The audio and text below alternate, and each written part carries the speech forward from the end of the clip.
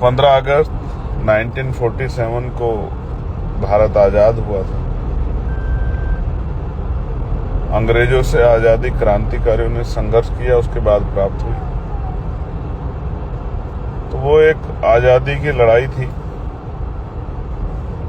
जो देश में जो गुलामी की बेड़ियां पड़ी थी उनको काटने के लिए। लेकिन बहुजन समाज के लोगों के पैरों में, गले में जो बेड़ियां पड़ी हैं अभी, अन्याय, अत्याचार, जुर्म, जाति, अधिकारों के साथ बड़े बड़े छेड़खानी, घोटाले और अभी भी सामाजिक आर्थिक गैर बराबरी चरम पे है। इस आधार पे मैं ये कहना चाहता हूँ कि एक और आज़ादी की लड़ाई, तीसरी आज़ादी की संघर्ष हम लोगों को करने के लिए तैयार होना चाहिए। क्रांतिकारी नमो बुद्धाय, जय भीम, जय भारत, जय संविधान। मैं रमन आचार्य और आप देख रहे हैं अध्यात्म पावर। दोस्तों, आज पूरा देश आज़ादी का जश्न मना रहा है। आज भारत 79वां स्वतंत्रता दिवस मना रहा है। ऐसे में प्रधानमंत्री नरेंद्र मोदी लाल किला जाकर उन्होंने झंडा फहराया। झंडा फहराने के समय हमने उनके चेहरे पर ख़ास तौर से ध्यान दिया तो कभी भी उनके चेहरे पर हल्की सी भी मुस्कान नज़र नहीं आई। मतलब साफ होता है कि हाथी के दांत दिखाने के और चबाने के कुछ और। ज़रा सोचिए कि पूरे संपूर्ण भारत का मुखिया यानी प्रधानमंत्री एक पद कितना मायने रखता है, और उस पद पर बैठा हुआ आदमी आज हमारा सबसे बड़ा पर्व, राष्ट्रीय पर्व, ये स्वतंत्रता दिवस, और इस अवसर पर भी उसके चेहरे पर मुस्कान न रहे तो सोच सकते हैं कितना बड़ा दुर्भाग्य है। हमने सत्ता उन लोगों को दे दिया है जो देश की कदर नहीं करते हैं। और एक और बात आप नोट कीजिए कि प्रधानमंत्री नरेंद्र मोदी जो अपनी पगड़ी बांध रखे हैं वो किस कलर की पगड़ी है। आप ध्यान से देखिए, मालूम पड़ जाएगा कि किस कलर की पगड़ी है। ये पगड़ी भगवा कलर की है। तो कुल मिलाकर देखा जाए तो प्रधानमंत्री नरेंद्र मोदी को जितना भगवा कलर प्यारा है उतना तिरंगा कलर प्यारा नहीं है। यह वही मोदी है, जब भारत व इंग्लैंड के बीच मैच हुआ था तो एक मैच में उन्होंने पूरे भारतीय खिलाड़ियों को भगवा कलर का कपड़ा पहना दिया था। ज़रा सोचिए कि नीली जर्सी में कितनी बढ़िया टीम लगती है। नीली जर्सी के साथ तिरंगा होता है, लेकिन कहीं ना कहीं तिरंगा और नीला इनको पसंद ही नहीं है। इनको तो पसंद है भगवा। और इसीलिए प्रधानमंत्री नरेंद्र मोदी जब लाल किला तिरंगा फहराने पहुँचे, उनके माथे पर जो पगड़ी थी वो भगवा कलर की थी। तो आप अंदाज़ा लगा सकते हैं कि इन लोगों की विचारधारा क्या है। सिर्फ हाथी के दांत दिखाने के और चबाने के कुछ और के अलावा और कुछ नज़र नहीं आ रहा है। आप देख सकते हैं कि इनका पूरा वीडियो यदि आप देखें तो पूरे वीडियो में कहीं से भी आपको नज़र नहीं आएगा कि इनके चेहरे पर हल्की सी भी मुस्कान है। चेहरे पर तनाव साफ झलक रहा है, चिंताएं झलक रही है, और मालूम ऐसे पड़ रहा है कि कोई जबरन इनसे ये कह रहा है कि जाओ झंडा फहरा कर आओ। और देख सकते हैं, कहने का मतलब ये है कि दिल में वो प्रेम नज़र नहीं आ रहा है देश के प्रति जिसकी उम्मीद देशवासी करते हैं। और इस पद के गौरव को कहीं ना कहीं प्रधानमंत्री नरेंद्र मोदी ने समझा नहीं। वही आपको बता दें कि भीम आर्मी चीफ व नगीना सांसद चंद्रशेखर आज़ाद ने आज आज़ादी के दिन पर एक्स पोस्ट के ज़रिए उन्होंने पोस्ट किया है, और ख़ास तौर से उन्होंने एक बैनर के तले सभी देशवासियों को स्वतंत्र दिवस की हार्दिक शुभकामनाएं दी है। और उन्होंने एक ख़ास बात आज आज़ादी के दिन पर लिखी है।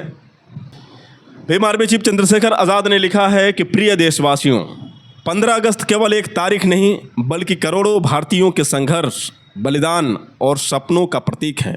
यह दिन हमें याद दिलाता है कि तिरंगा सिर्फ झंडा नहीं बल्कि न्याय, समानता और बंधुत्व की शपथ है।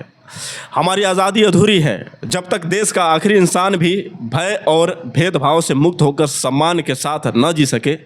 आज़ादी का असली अर्थ तभी पूरा होगा जब देश में कोई भी व्यक्ति जाति, धर्म या लिंग के आधार पर भेदभाव का शिकार न हो, और शिक्षा, रोजगार व अवसर सभी को समान रूप से मिले। इस पावन अवसर पर हम सब एक शपथ लें कि हम अत्याचार, भेदभाव और अन्याय के खिलाफ डटकर खड़े रहेंगे और एक न्यायपूर्ण भारत के लिए संघर्ष जारी रखेंगे। आप सभी को स्वतंत्र दिवस की हार्दिक बधाई एवं मंगल कामनाएं। जय भीम, जय भारत। और आप देख सकते हैं कि किस तरह से भीम आर्मी चीफ चंद्रशेखर आज़ाद ने पोस्टर के माध्यम से आप सभी को हार्दिक शुभकामनाएं दी है। उन्होंने लिखा है हैप्पी 79 इंडिपेंडेंस डे। 15 अगस्त 2025 एडवोकेट चंद्रशेखर आज़ाद, संस्थापक भीम आर्मी व राष्ट्रीय अध्यक्ष आज़ाद समाज पार्टी, सांसद नगीना, लोकसभा उत्तर प्रदेश।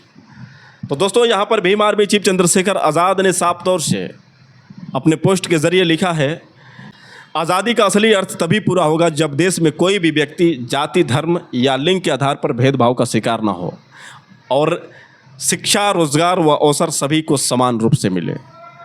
तो आज़ादी सही मायने में देखा जाए तो कुल मिलाकर जब तक पूरा भारत का हर एक नागरिक आज़ाद ना हो जाए तब तक हम ये नहीं कह सकते हैं कि हमारा भारत आज़ाद है। एक भी अगर आदमी गुलाम है तो समझिए कि हमारा देश अभी भी गुलाम है। हम अंग्रेज़ों से आज़ाद हैं, लेकिन कहीं ना कहीं अपनों से तो हम गुलामी हैं। और अपने कौन हैं आप समझ सकते हैं, जो सनातनी हैं, जो धर्म के ठेकेदार बैठे हुए हैं, जो हिंदू धर्म का झंडा लेकर चल रहे हैं और उत्पात मचा रहे हैं। आपने 2 दिन पहले देखा कि कैसे फतेहपुर के एक मकबरे के ऊपर सनातनियों ने चढ़कर उपद्रव किया, बैरिकेड को तोड़ा और किसी भी प्रकार का उनके अंदर भय नहीं था, क्योंकि ये जो भी करवाया था एक भाजपा का जिला अध्यक्ष ही करवाया था।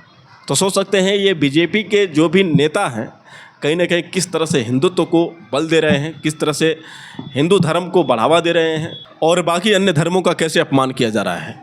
आज हमें बड़े दुख के साथ कहना पड़ रहा है कि हम आज़ादी का जश्न तो मना रहे हैं, लेकिन कहीं ना कहीं हम आज़ाद नहीं हैं। अभी भी किसी न किसी प्रकार का भय होता है। एक महिला अगर सड़क पर निकलती है तो उसे भी डर लगता है कि कोई दरिंदा उसे नोच न ले। एक दलित समाज का आदमी भी कहीं ना कहीं सवर्णों से डरता रहता है कि कोई कहीं ना कहीं ऐसा अत्याचार न कर दे कि हमें शर्मसार होना पड़े। तो कुल मिलाकर देखा जाए तो जिस तरह से एक जाति विशेष और एक धर्म को कहीं ना कहीं वर्चस्व देने की कोशिश की जा रही है, तो ये कहीं ना कहीं साफ है कि जो सरकार है और जो सरकार के इरादे हैं कहीं ना कहीं ये दोहरी नीति के तौर पर काम कर रही हैं। एक तो दिखाने के तौर पर कि हम पूरे देश को लेकर चलते हैं, और वहीं एक तरफ देखा जाए तो सिर्फ एक जाति और एक धर्म को कहीं ना कहीं बढ़ावा मिलता है। तो ये चीज़ जो है कहीं ना कहीं चिंताजनक है और कहीं ना कहीं ये जो चीज़ है हमारे देश के लिए घातक है। और इसी पर भीम आर्मी चीफ चंद्रशेखर आज़ाद ने ये बात कही है कि हम आज शपथ लें कि हम भाईचारा बना कर रखेंगे, एक दूसरे से प्रेम बना कर रखेंगे और कहीं ना कहीं अन्याय के विरुद्ध आवाज़ उठाएंगे, खामोश नहीं रहेंगे, बाबा साहब के सिद्धांतों पर चलेंगे, भगवान बुद्ध के बताए गए मार्गों पर चलेंगे और अपने खिलाफ जो भी की जा रही है साजिशें, उन साजिशों से सावधान होकर हमें इनसे बचने की ज़रूरत है। किस तरह से लोग गुमराह कर रहे हैं इस पर हमें विशेष ध्यान देने की ज़रूरत है और कहीं ना कहीं बाबा साहब डॉक्टर भीमराव अंबेडकर के लिखे गए संविधान का सम्मान करना है। और संविधान में जो भी बाबा साहब डॉक्टर भीमराव अंबेडकर ने नागरिकों के लिए अधिकार दिया है उन अधिकारों को जानने की ज़रूरत है ताकि आप अन्याय के विरुद्ध आवाज़ उठा सकें। दोस्तों, बस इतना ही। आप सभी आज़ादी का जश्न मनाएं और होना भी चाहिए, क्योंकि आज हमारा देश आज़ाद हुआ। तो कहीं ना कहीं हम तो अंग्रेज़ों पर विजय तो पा लिए, लेकिन हम अपने देश के दुश्मनों पर विजय कब पाएंगे, अपने देश में उन बैठे हुए दुश्मनों से कैसे जीत पाएंगे, ये हमें गंभीरता से सोचने की ज़रूरत है। आप लोगों को मेरी राय कैसी लगी आप लोग कमेंट करके बताएं और हो सके तो इस वीडियो को ज़्यादा से ज़्यादा शेयर करें।